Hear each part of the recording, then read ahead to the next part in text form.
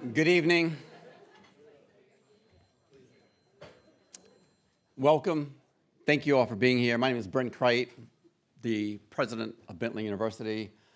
We are just delighted to share this evening's conversation with you, and we're so grateful for you all taking the time out of what we know are incredibly busy schedules. We're excited about today for lots of reasons. We think the topics that are going to be discussed are timely and provocative and necessary. And we've been reminded over the last couple of days about the creation of space that needs to be navigated by business as it comes to taking a position and speaking out and finding that convergence of authenticity and transparency and care, and trying to understand what the guardrails are. And so I know that our panelists will seek to share some much necessary insight into how corporations and other entities ought to be responding to incidents that we're all grieving over and processing. We're excited about this partnership with Gallup. We believe that it's a logical and important next step in the evolution of Bentley. We are proud at Bentley to be capitalists. We are proud to recognize the importance. You can't say that everywhere. To recognize the importance of the private sector and to understand and appreciate the essential role that democratic capitalism, that market-based capitalism can have in our society. We know better to suggest that it's a panacea.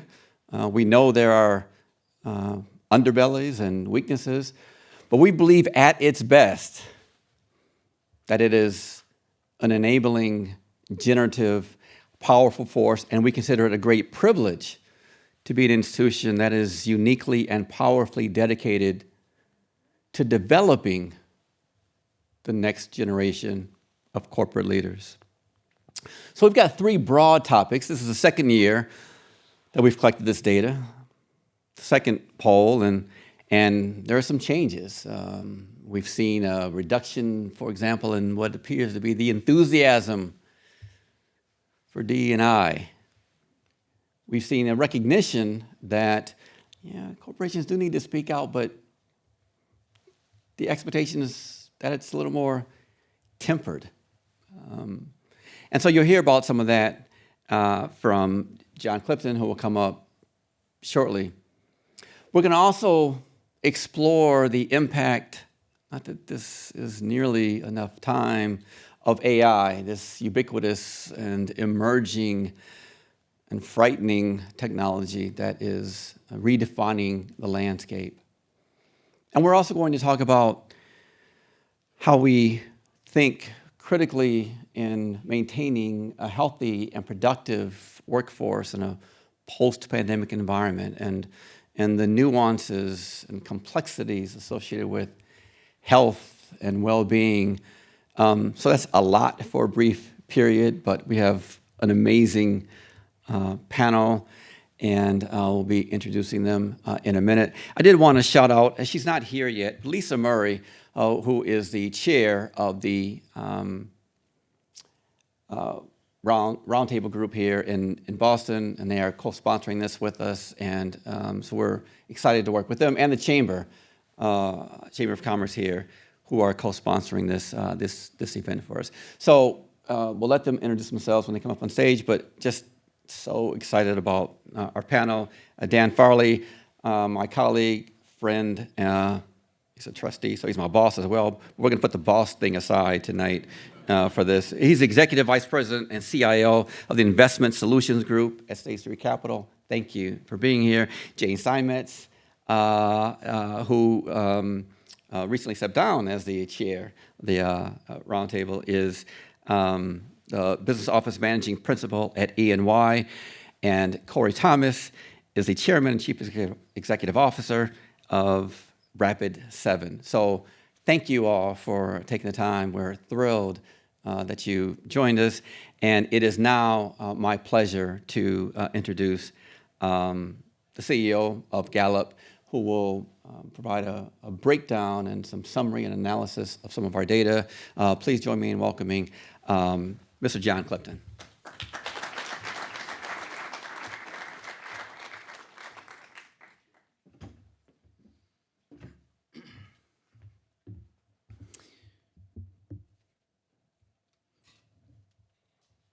Thank you, President Crite, and thank you for this really important partnership that we have together to better understand how Americans feel about the role of business in society today.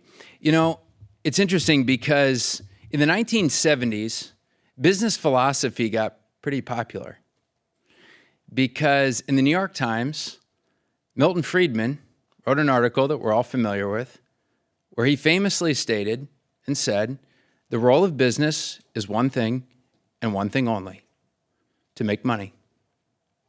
After that, it sort of became the consensus. In fact, business philosophy wasn't even really talked about in boardrooms. It sort of was relegated to textbooks in business schools. But then more recently, it got interesting. And it became a topic in boardrooms for one reason, because the very brand of capitalism started to decline. In fact, according to Gallup, and it was actually a study that ran on the cover of The Economist, Americans started to get more curious about socialism. So in August of 2019, a bunch of leaders got together. I think it was almost 200 American CEOs, and they signed a document and they said, we no longer stand for shareholder capitalism. We stand for stakeholder capitalism. And that became what many believed was the prevailing doctrine of the day. So it forced the question. And many said, well, what is the purpose of business? Is it shareholder capitalism? Is it stakeholder capitalism? Maybe they were fans of Peter Drucker and it was customer capitalism. Or maybe they were fans of John Mackey and they thought it was purpose capitalism. But nobody ever asked the American people what they thought what the purpose of business is, until Bentley University said, we're going to change that.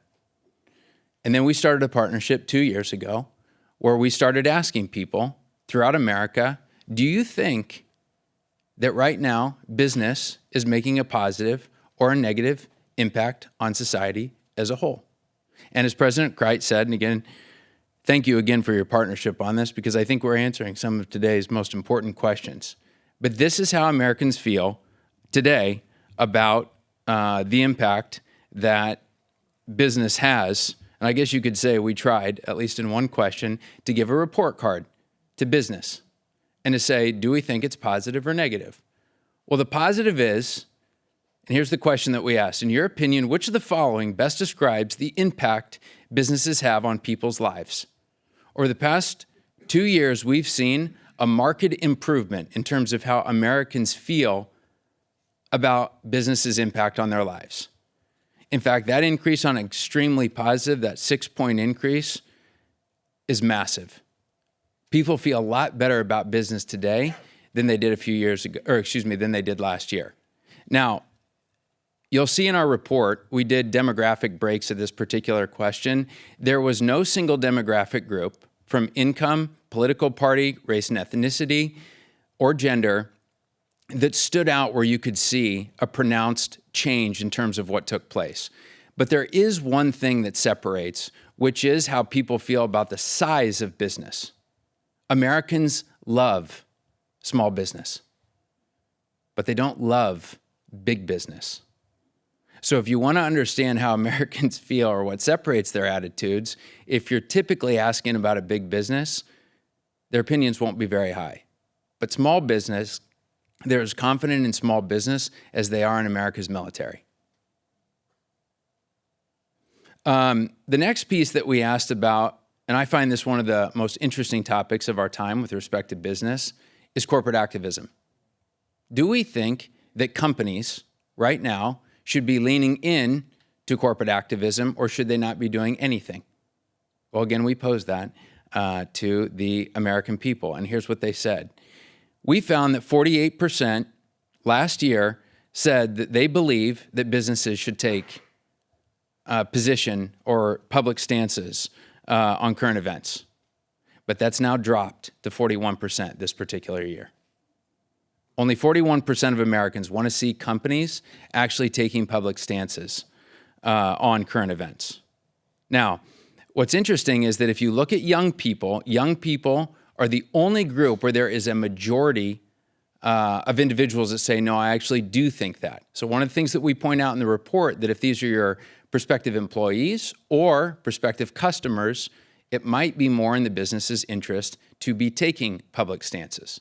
Now, the next question is, what would they be taking public stances on? Well, we asked them. If you look at this, we find that the one issue that they believe that companies should be taking a stand on, with 55% saying that they believe that they should, is climate change. And the second one is on mental health. The thing that they do not think the companies should be taking a public stand on, dead last, is religion. Only 14% of Americans believe that companies should be doing that.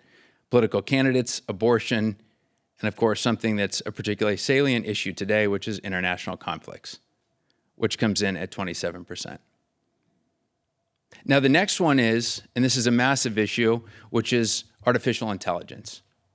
Do Americans believe that companies will handle AI in a responsible way? Well, according to the American public, they don't think businesses are necessarily going to be doing that. In fact, we find that 38% say that they don't think businesses will handle it responsibly at all, and 41% say not much. Only 21% say that they think that they'll handle it responsibly. And the primary reason that's driving this is the disruption with jobs. In fact, when we ask Americans, do you think that AI will be disruptive with respect to American jobs, 75% think that AI will be a disruptive force to American jobs today. This is something that all businesses need to be concerned about, and something that they need to be aware of with respect to their communications to their employees, and especially their prospective employees. The next one that we wanted to look at, and this is a massive issue, especially when you have so many Americans that are quietly quitting, and some, even more painfully, that they are loudly quitting, has to do with their well-being at work. And we know that a lot of workers today are really, really struggling. So we posed a few issues to them and said, what would make life at work a little bit better? Interestingly enough, on this list, if you look at the bar on the farthest on the, it looks to my right. I actually can't figure out if it's the right or the left for you. But the one that they said yes to the most was actually offered a 4-day work week. Now, again, the 4-day work week you'll see is ranked third on here because that's not what they said they were most likely to say that they were believed would be an extremely positive benefit. But a 4-day work week is something that our panel will be discussing a little bit, because what's so interesting about it is, what impact would it have on your customers? Are your customers okay if everybody takes an extra day off? Or can you schedule your employees around it so that you actually can be providing services to your employees on a regular basis? And the big one that all of them said would make an extremely positive impact on, and again, of the 5,500 Americans that we interviewed, this is only among those that have a job or are part-time. But the first one is they said that they wanted to limit the amount of work outside of their workday. Being able to turn off and not get any emails after they leave the office. And the next one is offered mental health days. We do see right now in the United States, even in other indicators at Gallup, that anger, stress, sadness, physical pain, and worry are extremely high in America today. And it's not just facing workers, it's facing the entire country. The last one, it's amazing because I think every philosopher throughout time all agree on the very fact that somehow we should either find or manifest our purpose in life. And a lot of people wonder, well, is it something that you can actually do at work? And if people found some way to actually serve that purpose, would they take a pay cut in order to do it? Well, we asked them. And I put on here this quote from Patagonia where they said, companies, rather than ask about going public, maybe they should ask if they're going purpose. And interestingly enough, so we asked Americans, would you be willing to leave your current job to work in an organization that has a greater positive impact on the world? And we found that a majority, 55%, said they would. In fact, 25% said they would take a 10% pay cut just to be able to work somewhere where they could have a more positive impact on the world. And in fact, the biggest percentages that we saw come from young people. Young people really want to serve a purpose, and they want to work for a company who does something positive to change the world. By the way, if there's anything, I know younger generations sometimes get trashed for a number of reasons, but this is something that should inspire us and give all of us a lot of hope. The fact that all of them are driven by the fact that they want to work somewhere where they can make a positive impact. On that note, thank you so much again to Bentley University, to President Cripe for this incredible partnership. And I'd now like to welcome the panel to come discuss these particular results. Thank you for having me.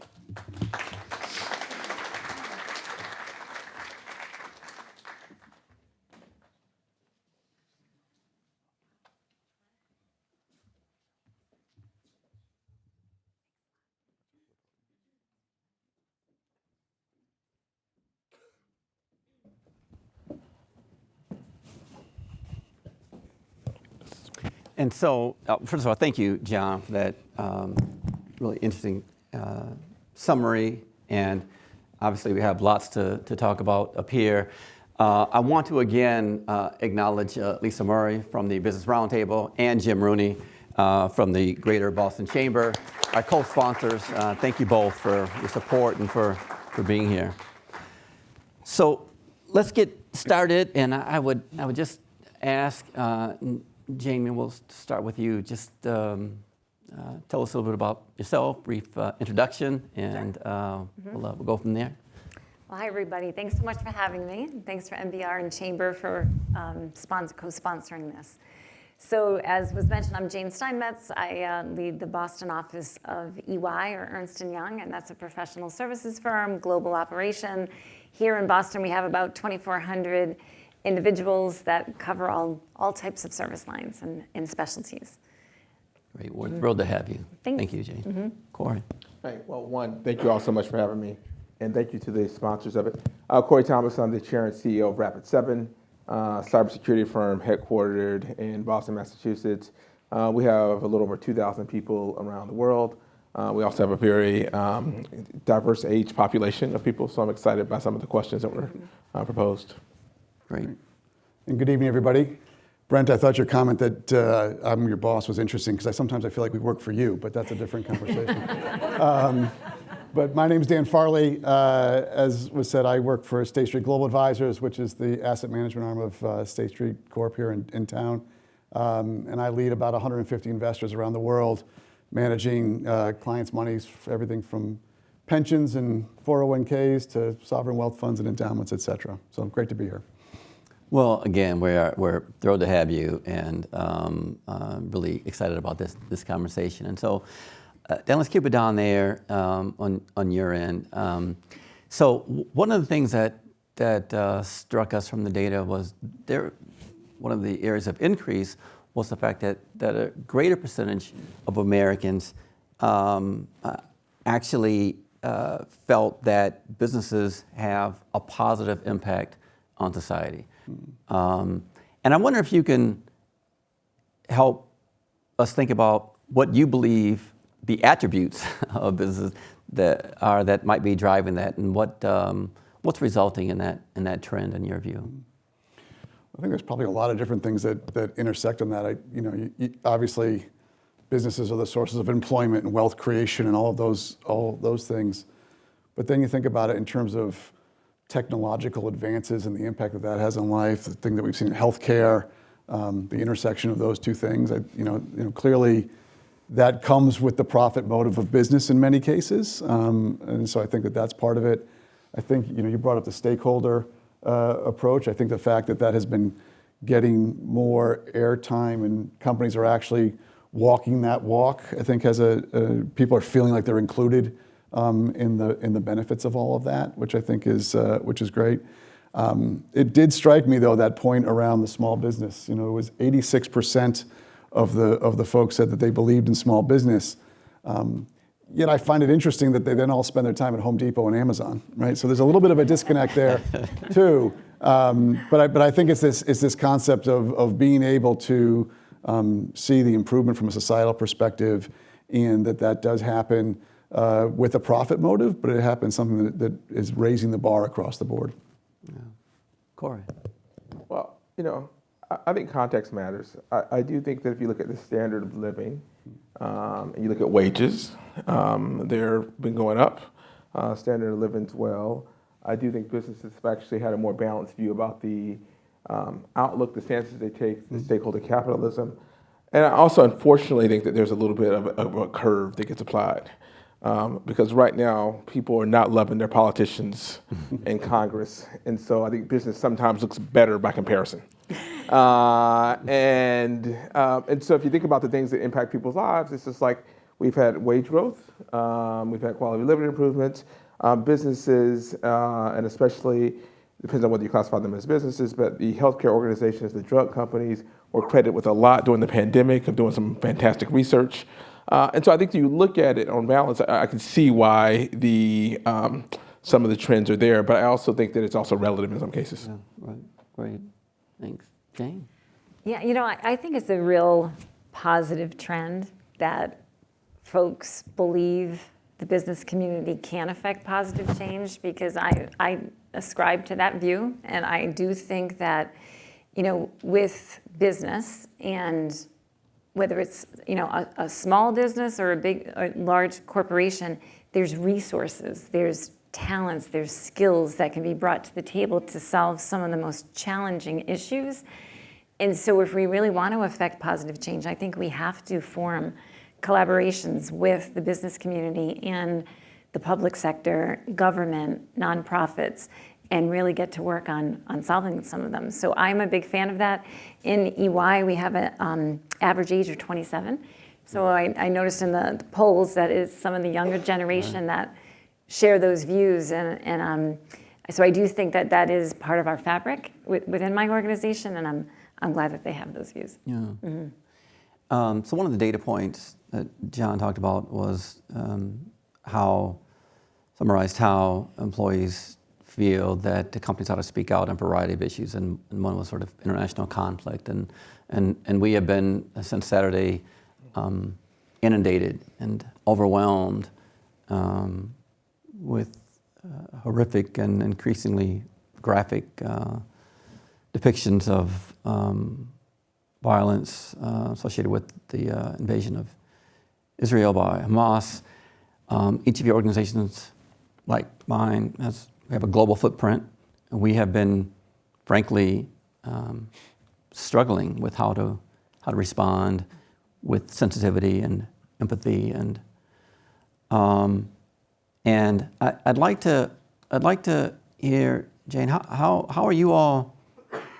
And let me just say, there was also, for the second day in a row, a horrific 6.7 or 8 Richter earthquake in what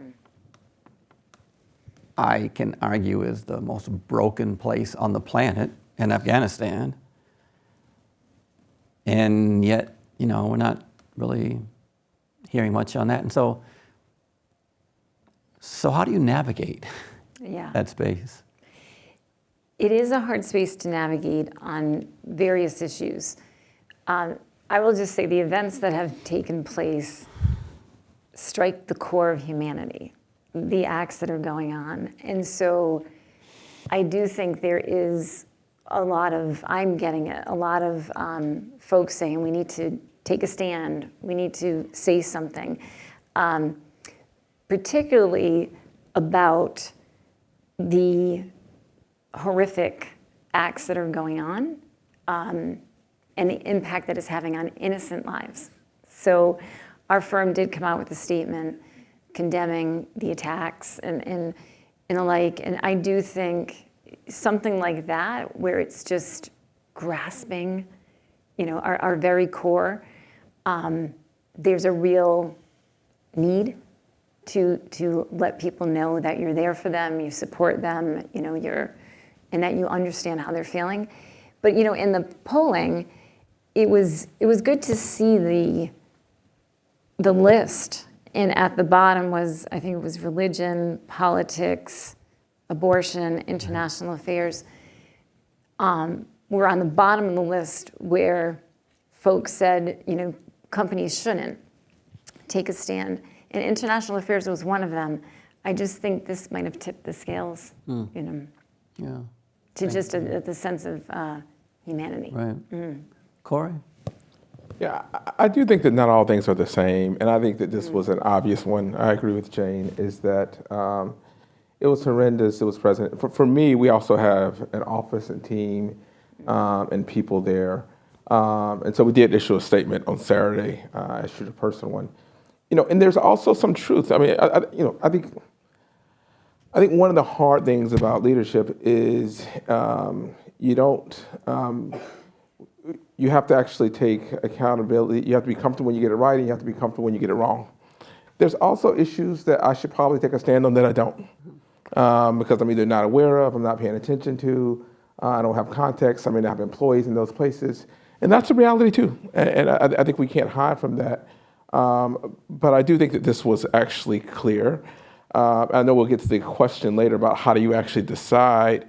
I personally don't think businesses should take a stand on every single issue. We certainly don't take a stand on every issue. I apply a relevancy test about do we actually have relevancy and the right to take a position. And so, I speak a lot on privacy, cybersecurity, AI, and there's other things that I have a personal interest in, a deep personal interest. But we actually don't take a stand on. And so there's always going to be judgment there. I think it's right to question why do you take a stand on certain issues and not others. But that's the nature of judgment. And I think we have to be accountable for that. Yeah, thanks. Dan? Yeah, I would agree. I think there's so many, the situation defines the answer to a certain extent. And, clearly something like a natural disaster is a thing that, nobody's positive on that, right? You can go out and speak to that situation like we're seeing in Israel right now. There's the humanitarian side of this, which I think everybody on both sides of the discussion says is awful in terms of the outcomes. You get to unpack that a little bit, it gets a little nuanced, right? It gets into some of the political things that people don't want to talk about.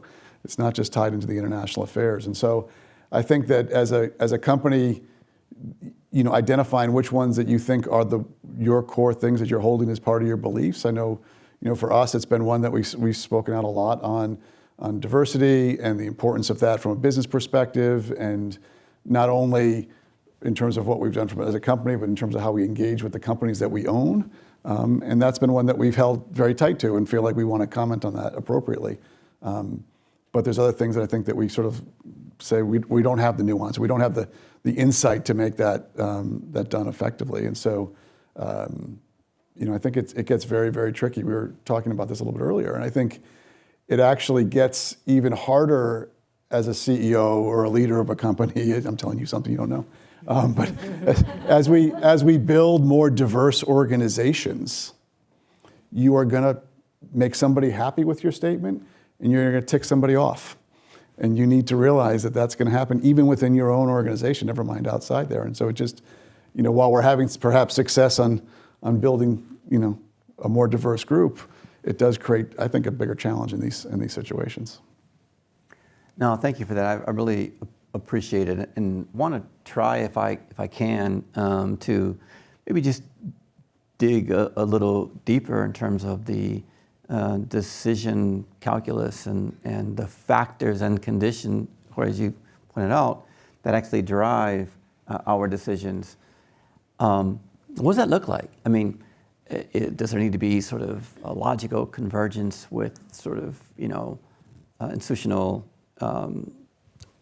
business model?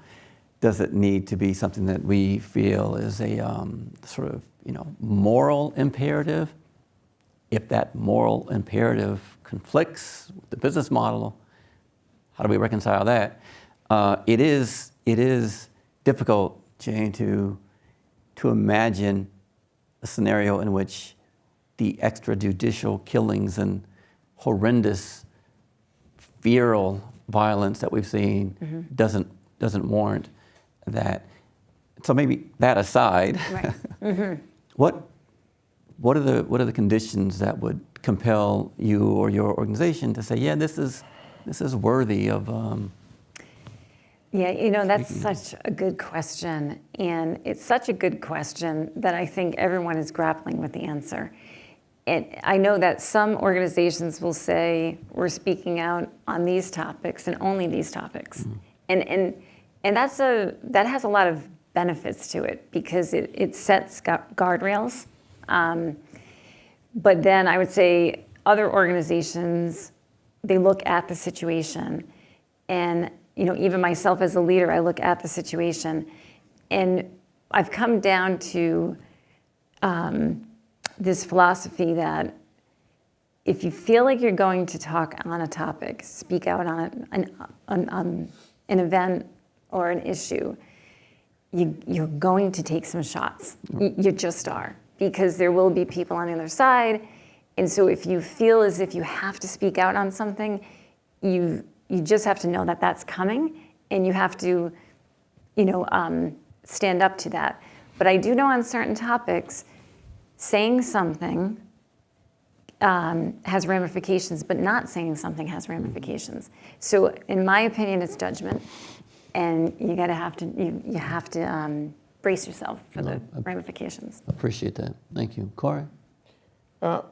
We've gone through lots of thinking around this. There's certain topics that we are, I would say, proactive and doing research, engaged in partnerships and other things. So you can think about technology, the AI, privacy policies, diversity, equity, inclusion. There's a whole bunch of things that we're proactive on, and we're very clear that we'll actually be hyper engaged and take a stand on.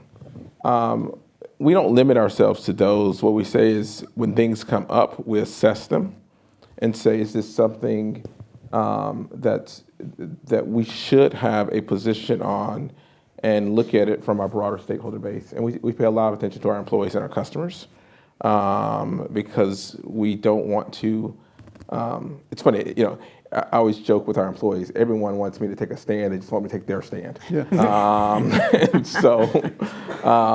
And then, I did this quiz one time when this issue was hot, when people want me to take a stand on something. I said, do you want me to take a stand on it if it's not your stand? And they were just like, no, absolutely not. and so we actually say, should we actually have a position here? Now, sometimes we actually have one because it relates to our employees. Sometimes we decide we should. And sometimes we decide that we actually shouldn't for a range of different reasons.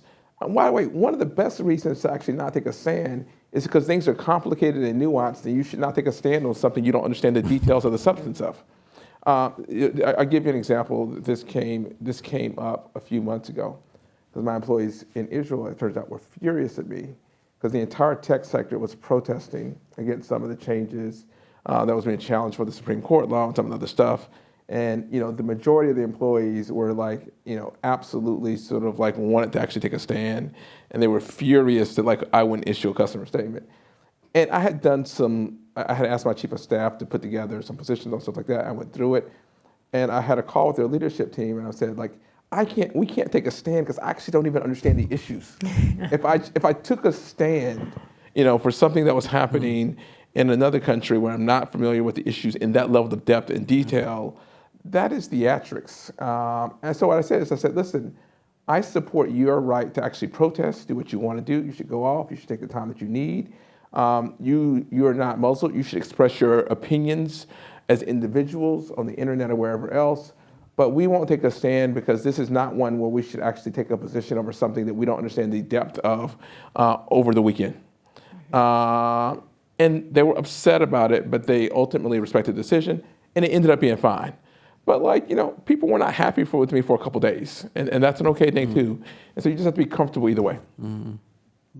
Dan? Yeah, it's interesting that like many companies, we do surveys of our employees a couple times a year, and the outcome of that on this very similar topic was very much like we've seen in this poll, where employees in general have pulled back on this. And I think, again, to Corey's point, they want us to take a stand on the stuff that they care about, and perhaps not otherwise. what I think is the signpost that we try to use in these situations is, all right, well, what are the things that we think we have an understanding of the situation, or what are the things that we feel line up with sort of our corporate values and mission on that? What are things that, as I said earlier, that we want to take as being kind of cornerstone to how we think about things, and those are the areas that we're going to kind of act on. It's not the only things that would come on that list, but I think those start to be the ones that says, all right, we should definitely comment if something comes up there. And even something like this weekend, our CEO Ron O'Hanley put out a note to all the staff, and I think he struck the right tone, which was about the humanitarian side of it. And so, again, it is very nuanced, and you probably don't fully understand all the different pieces of it, but we do understand this is horrific, and there's unfortunate loss of life, and that's the angle that we took on that, and at least the feedback I've heard from employees at this point has been they felt that was the right tone. Yeah. So each of you all have come out intentionally and powerfully and affirmatively committed to diversity and bridging this gap between sort of access and opportunity and so this is we're in Massachusetts. This conversation is very different from where my previous role was in Central Florida. Well, this is a long way from there. The discourse around D&I, the level of sort of enthusiasm,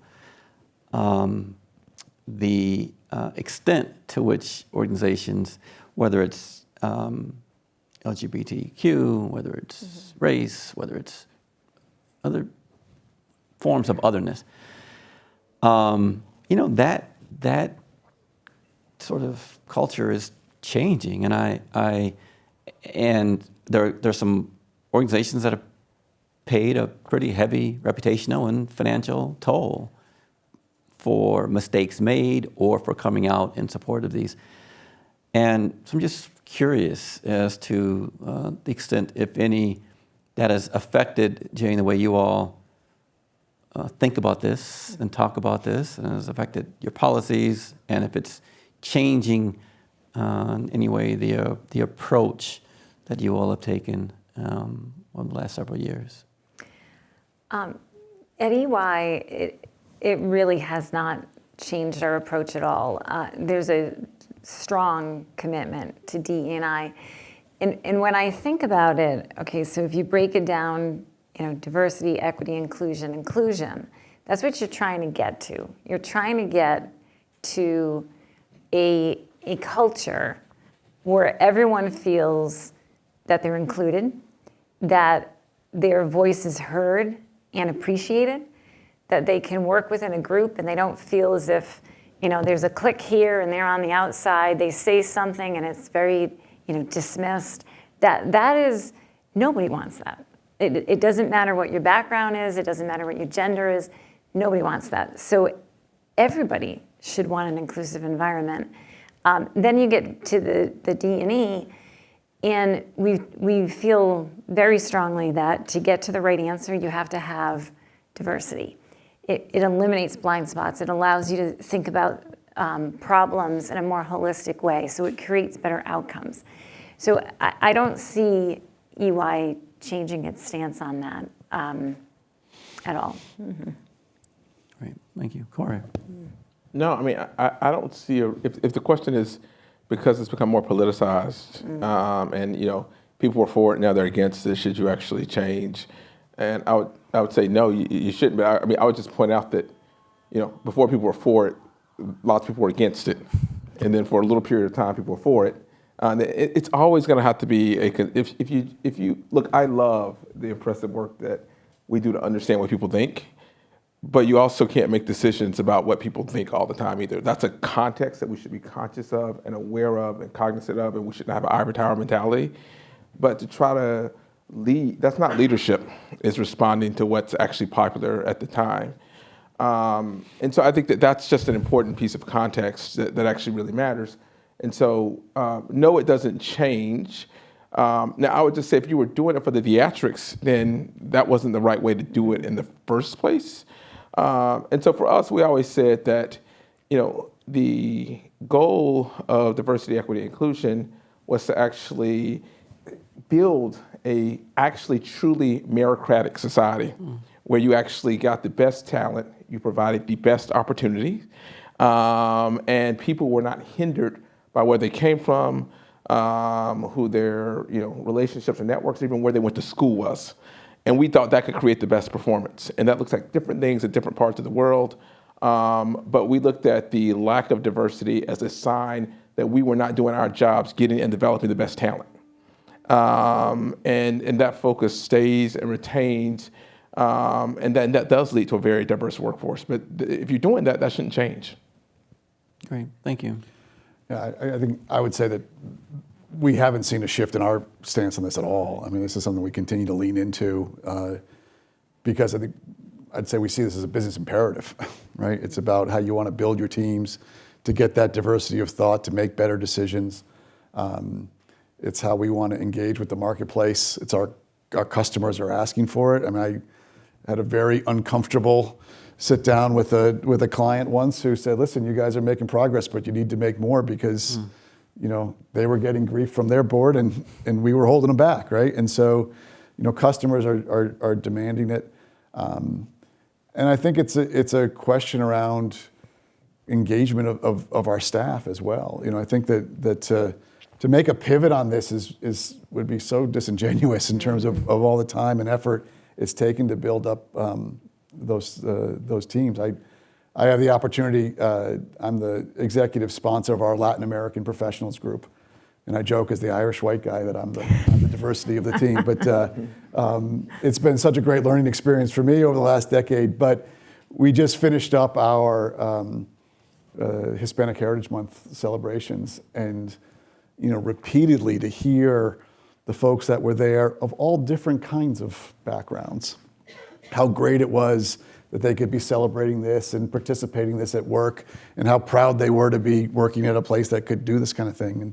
And this is one of many employee resource groups that we do, but I just use that as an example of it brings people together, and it's important to create the fabric of your organization. And so I think it's something that has been important, continues to be important, and will be important. Yeah, great. Thank you. Corey, let me switch gears a little and ask you to take a first shot at this. So we thought some good news in the survey was that 88% of the population surveyed recognized this really immense power of business to have a positive impact on people's lives. 88%.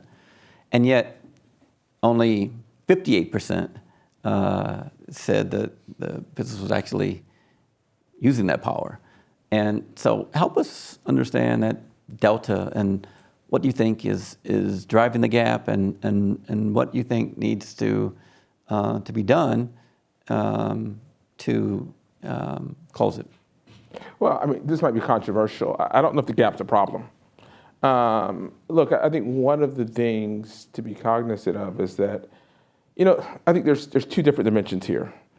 Is one, I think people are hungry for institutions that can create agency for change. And I think business represents the potential of actually creating positive change. And I think when we do a good job of that, it actually works well. But that doesn't mean everything we can do should do, and that doesn't mean we should replace other institutions in their role to create positive change. So, I think a functional legislative and political ecosystem is incredibly important, and business should not even attempt to supplant that. And so I think that, again, it exists within the context. The second thing that I think you should have a gap, so I would argue you actually should have a gap, is because we actually have a very diverse society, and people have different views, different interests. It's not monolithic. And so, it would be amazing. Look, if you had a zero gap and business or any organization was actually doing, everything that they actually had the potential to do, and people ranked it that way, that means our society will be much more aligned on a whole wide range of issues than I think most research shows that we're actually aligned around.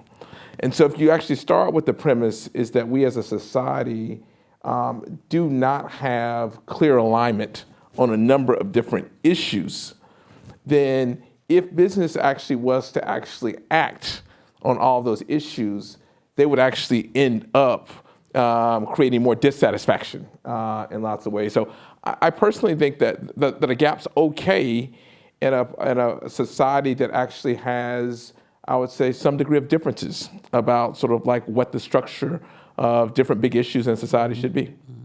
Great, thank you. Jane? That's a very interesting perspective. I like that.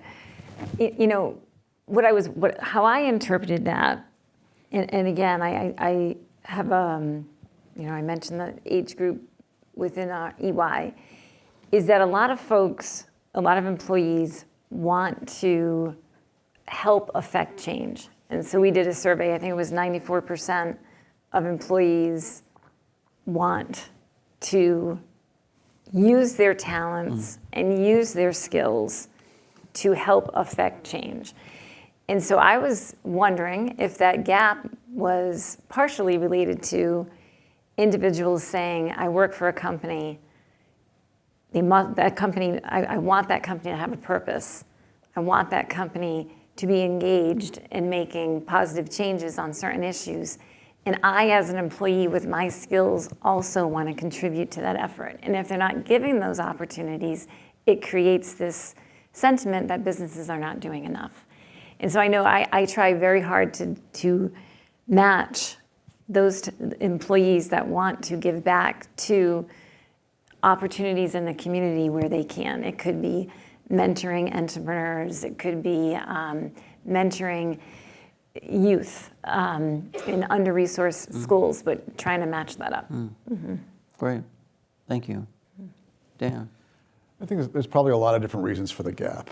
I think one, there's companies that aren't doing a great job in this area, right? And so they're actually not doing it up to their potential. They're not even close to it. And that's just the reality of sort of where we are. I think if we go back to this point about the stakeholders, the shareholders are some of the stakeholders. And to do all the things that everybody would want us to do, well, there's going to be a pendulum that will swing and be a problem in terms of running the business. And yes, we could have done good things, but then everybody lost their jobs because we went out of business, right? That's a bad outcome too. So I think there's that side of it. I think there's a bit of a perception and reality component here too. The company that does something bad will be in the headlines for months. And the good thing gets about 3 seconds on the news, or it's on page 7 in the Globe, or that kind of thing. And so I think that there is gap in that. And so, how do we amplify the good work that's being done at the corporate level? I think is something that we need to, as businesses, we need to think about, because there's plenty that are doing good things. Not all, but there's plenty that are. Right. And how do we make the perception the reality? Yeah. So let me ask. Jane talked about the work in sort of mentoring, and kind of hard to argue against that, and the role that businesses can assume, and Corey, a really interesting sort of contrarian view in terms of sort of the gap is a sign of, in some cases, healthy, vibrant, diverse, pluralistic society. But to what extent, if any, when you talk about the role of the firm in society, the role of business in society, to what extent ought the good that you're committed to have market-making power, be creating a future consumer base, be adding to the technological innovation, as opposed to just it is the right thing to do, even if it is contrary to, maybe not contrary to profit, it's not going to be, but it certainly has nothing to do with your ability to strengthen the balance sheet. Does that change the way you would talk about it, Dan, would think about it? the commitment that the institution might have to believing that it is, core versus context? Well, I also don't think those have to be mutually exclusive, right? So, for example, one of the things that the State Street Foundation focuses on is youth education and employment, and particularly in diverse parts of the cities that we participate in. And so that ability to kind of go in along the developmental chain, whether it be from high schools and getting kids more access to AP classes and to how you get them ready for college, et cetera, taking in PIC interns in high school so they've worked in an office as they're starting to kind of come through. Those are all little things, but they add up. And yes, it's good for the individuals, it's good for the community, it's good for us, right? We're developing future workers that have had a positive experience with us that are going to want to come and work in our organization. So I don't think many of these things need to be mutually exclusive. You can actually do the right thing and have a commercial outcome in mind as well. Yeah. Great. Yeah, it's interesting. I actually think the most power comes from turning something from, I would say, the extra 5% of philanthropy to the 100% of the core. And so one, I think that's what employees are motivated by. It gives them a mission. And it actually turns the institution of, I think Satya Nadella at Microsoft once described it as, the goal is to actually contribute to the advancement of society and the people in society by picking the problems you solve that also happen to make money. And I think it's an and if you do that, that actually has sustainability and it has the full focus of it. And so for us, we actually think about listen, a safe, vibrant technology ecosystem with a focus on safety is core to our mission. That's what we do. And developing talent is core to what we do. Things that are aligned with that actually have a lot of positive benefits to society, but that takes it from sort of how much are we actually putting in our foundation every year to how is our whole organization focused on doing something that has a positive benefit to our communities and also gives a great return to shareholders. But I think that navigating that is where lots of the power comes from. Yeah. Jane, there's a great deal of mistrust as it relates to AI and corporations and the ability to steward it and manage it and safely harness it. How does the EEY think about that? And what do you think the role of government and regulators are in defining what those parameters are for you and other organizations? Right. So I know these are the gurus in the AI topic, but I'll give you my spin. So I think unleashing the power of AI is just going to be amazing. I think it's going to really transform so much of what we do. And it, in many respects, the train has left the station, So we have to figure out how to responsibly use AI to eliminate some of that distrust, whether it's data privacy, whether it is implicit biases that might be fed into an AI tool. But one of the big focuses that the poll suggested was job displacement. And so there needs to be some rules, standards, regulations. Government has a role in that. But one of the things to consider is an outcome-based approach versus attacking the technology, because the technology is going to keep changing. So what are the outcomes that we need to protect versus attacking the actual tool? Now, in job displacement, there will be that, and that is something that business, government, we all have to be focused on reskilling, and helping people who were in one job that is going to get displaced, skilled to the next one. So, Thank you, Cora. One, I think AI has lots of potential, and I very much understand the concerns around it.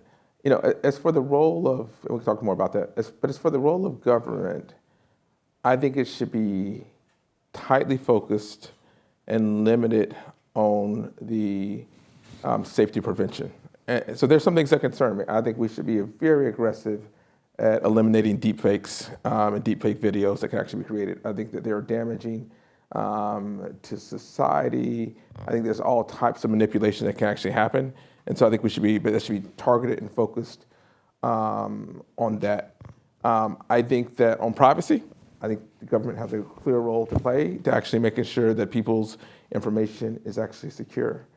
I think government should not try to actually legislate a solution to the job things. I think the government should be very robust in their strategy of how do we actually have an educated, skilled workforce, and that should be the focus on it. Because least we forget, we're a global economy, and I think Americans especially take for granted that we'll continue to be the technology leader. If we have to look no further than Massachusetts, where it was the center of the technology world for a long time, and that moved to San Francisco. And AI is another battleground where a number of countries are at par or ahead of where the US is. And so it is not a foregone conclusion that we'll maintain our technology leadership position and all the benefits that actually has actually done. And so I think the key is to be very focused and create national standards and national laws, not a bunch of state laws, in targeted areas. But then really focus on the workforce and the development and not try to legislate the solution by limiting technology advancement. Yeah.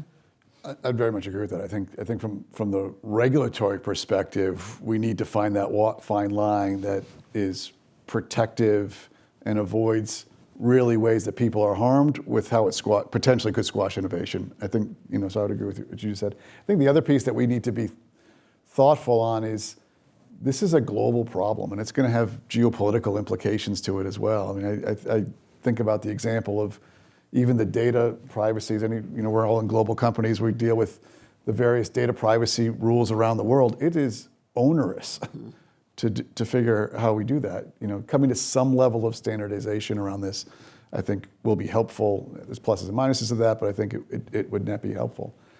I think the other side of it, though, is that AI is not new. This has been around for decades, and it's just only recently have we gotten the right front ends that have made it a bit more democratized, that other people can be using it. And I think that's good, right? And how we have to identify how we're able to use that as a tool that actually is going to make us all more productive. I mean, we've embedded it into like data checks and quality governance and all of those types of things. But we've always taken the idea like it needs to be risk-based, right? If this were to go wrong, what would happen? And our IT folks would say that you always want humans on board, right? They're not doing the work, but you want them to be able to kind of be monitoring it and double checking that. And I think the mistrust thing comes from a couple different angles. One of which is companies have done bad things with this stuff before. Like there should be mistrust about this, and we need to be very, very mindful of that. But I do think a lot of it comes from the job side of it, and people are saying this is exactly how I'm going to, be displaced. There was a quote I heard on some radio program that was just like, AI is not going to take your job, but someone who knows how to use AI is going to, right? And so then I said, well, coming to this panel, I should probably know who said that, so I'm properly, it wasn't my thought. So I actually put that into Google to look it up, and there was like 100 different articles where somebody said the exact same thing. So I'm not sure if that AI created that phrase and it's put it into all those AI-generated articles, but who knows? But I think there's something to be said about that. And so companies have historically done a very bad job at figuring out how do we handle the displaced workers from the steam engine and probably the wheel, right? And so we've got to figure out how do we bring along the people who are going to be displaced by this, because the reality is that's going to happen. But what I think is particularly interesting in this circumstance that's different from others ones, is that as we went through the Industrial Revolution and other things, right, it was blue-collar workers that got displaced. It's knowledge workers that are getting displaced right now. And you could say, well, welcome to the party. You've avoided it this long, but it definitely will have a much broader touch point on this. And so I think a lot of time needs to be spent about how do we do it smarter this time so we don't make the same mistakes that we've made in the past. So Corey, I appreciated your points about your pointed commentary on specific areas of regulation, and I'm curious. I don't want to be glib, but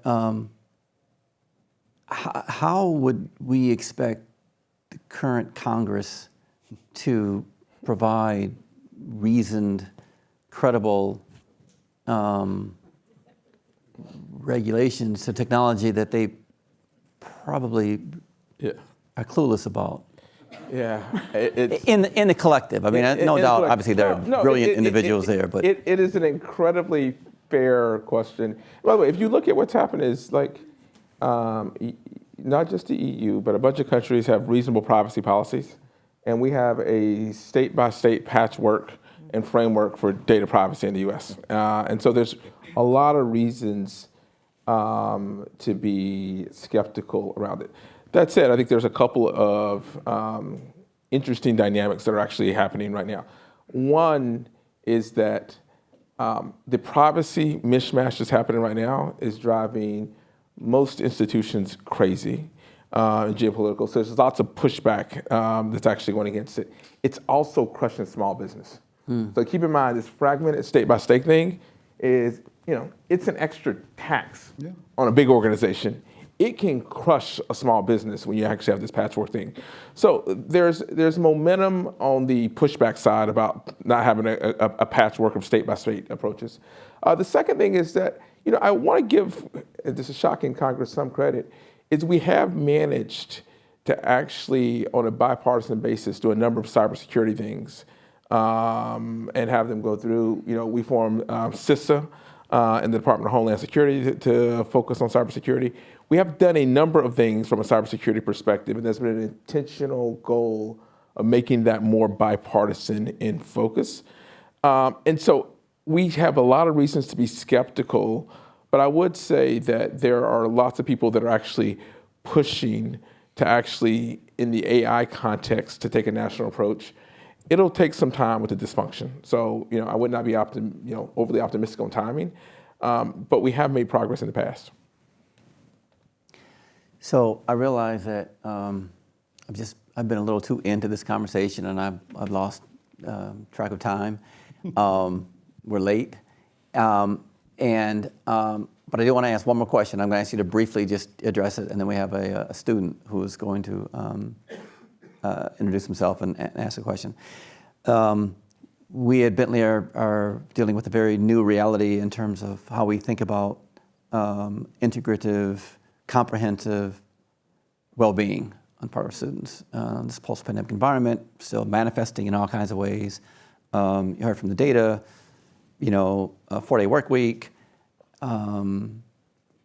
Give us a sense of how you're thinking about well-being, what that means to the organization, and how that's changing the way you all reflect about HR's role in ensuring a healthy and vibrant workforce. I'm so thrilled that well-being, the topic, the conversation, is something that folks have. They're very candid about it. It is really in the forefront. And I think the stigma around whatever it might be, depression, anxiety, whatever it might be, is really, it's just going away. And it is, what it's allowing us to do is to focus on, in my opinion, the very need to address it and to make sure that our employees and everyone has and can maintain that well-being. And it's really getting to some great policies on the fact that our employees can have counseling sessions for themselves, for their family members, that we have, certain times during the year where we just break for a week and everybody's off. And I just love those things. And then, and I could cite a whole bunch of different ones, but the heart of it, in my opinion, is that it's very much front and center now, and people are candid about talking about it, and therefore I think it's seeping more into our HR policies, which is great. Thank you. Jorge? So I very much agree with Jane's thoughts. The two things I would add is that one of them is do less harm, and I do think in the first one is, when I'm away from work, I want to be away from work. And our drastic dispersion of communication mechanisms, you just don't turn off. So actually trying to figure out the norms where people can be off, I actually think has incredible power. It's actually hard to do, especially as a global company. But I do think actually making it where I can be off, I actually think is incredibly important. And so I just can't say enough about like that ability. We're doing a number of similar things that you actually talked about like having group time where we're not communicating, we're actually off. But I think that's incredibly powerful around there, in addition to providing lots of access to lots of services. Yeah, great. Dan? Yeah, I mean, I've been very pleased that we were ahead of the curve on some of this stuff. Like this, the point about the counseling sessions, so we've been doing that for years and years. That's been an available resource. I think we're still on that journey, introducing disconnect days and getting your birthday off and all that kind of, fun little stuff that I think people enjoy and do that. But I think this point around how do you put the barriers in line? Like I remember, this is going way back, my daughter was young. She crawled into our bed one night and my BlackBerry started buzzing on my dresser, and she's like, "What's that noise?" And it's like, "Oh, it's Tokyo calling your father." And shame on me for having it in the bedroom, right? And so, but many people do, and I think a lot of that can be done at an organizational level, which is great. But I think a lot of it's just got to be done at a personal level between managers and employees, and setting expectations about, I don't need you to look at your phone every single weekend, and I may send you an email, but I don't want to hear until Monday. It's okay. And I've had those conversations with my team, and I think just giving people the permission not to have to reply goes a long way. Right. So, yeah, there's big things that we can do, but I think it's just gets back to some basic blocking and tackling of communication. Right. Well, thank you all for this. It's amazing. And we're going to give the final question that we have to one of our students, and we'll conclude with that.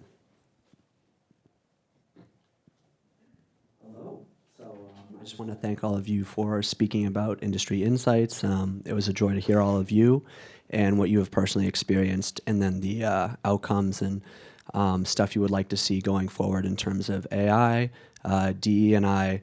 And so I have this question for you, and you can each individually tailor it to your company that you represent.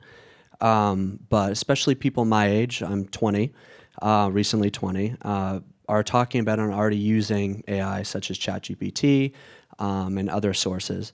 How do you see companies adopting, your companies, and using it to become more productive? Excuse me. And how do you envision the ways you can reduce employee workloads, cut down on employee turnover, or improve the efficiency of your business in other ways? As Dan, to what you mentioned, it's existed for decades. How is it going to lead us into the future?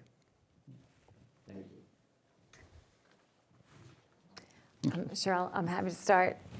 I love ChatGPT. I've told Alexa, Siri, just move aside. I love it. Okay, so I can just see in my everyday life how much productivity I gain just by tapping into it for various tasks. So our company has just announced a massive investment over the next 4 years in AI.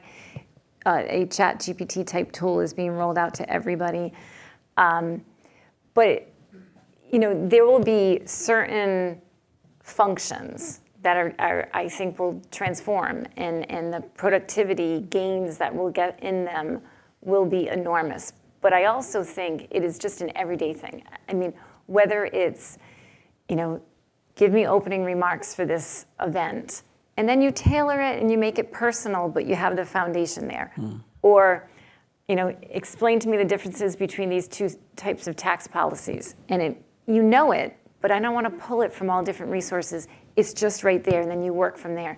It allows you to be that much more creative, and it allows you to do what you got a degree for. What you're at your job for is not all that busy work, but actually the analysis and the thinking and the fun stuff. So I think it's going to create enormous gains in our profession and personal lives. We've been using we've been using AI heavily, but primarily the machine learning models, which is different. The latest models is large language models.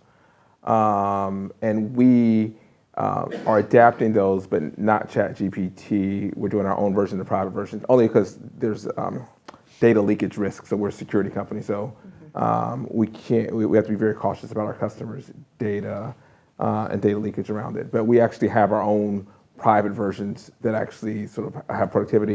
And I actually think we're at the start of the curve of actually, historically our AI has been done by a small number of people and teams that were highly expert in the data, the writing the statistical models, writing the algorithms. It'll be leverageable by more people, and that actually really has two benefits. One, an organizational productivity benefit, but it allows us to also expand our employment base to actually, drive people from different backgrounds and different experiences that can actually be impactful and employed faster. So that's one of the things that we actually look forward to too. We've been using it in a ton of different ways, both the natural language and the machine learning for a while. I gave a couple examples earlier around quality control and data management, legal contract review, those types of things I think have just freed up people's time to be able to go back and think about other ways. I actually think the greatest, and those are big company answers, I think the greatest potential is going to be for those mid and smaller size companies because it does democratize this quite a bit. I'm on a board for a small early childhood education center here in Boston and was just playing around with it, and we were doing some strategic planning, and I said, write me a strategic plan for an early childhood education center. And I think about the amount of time we spent at Bentley going through that process, and this thing spit it out in about 4 minutes. I looked at it, I'm like, this is pretty close, right? And I didn't have to pay a consultant for this. And it was something that we then could sit down as a board and talk about and say, all right, well, this is not the answer, but it's a start. And so I think for those smaller and mid-sized companies, it's going to be a massive way to sort of gain productivity and jumpstart things in a way that they weren't able to before. Would you please join me in thanking our panelists for their insights and time?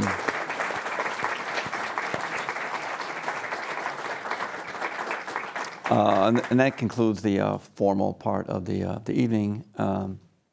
So hang around a bit, and thank you all for being here. We really do appreciate it, and thank you. All right.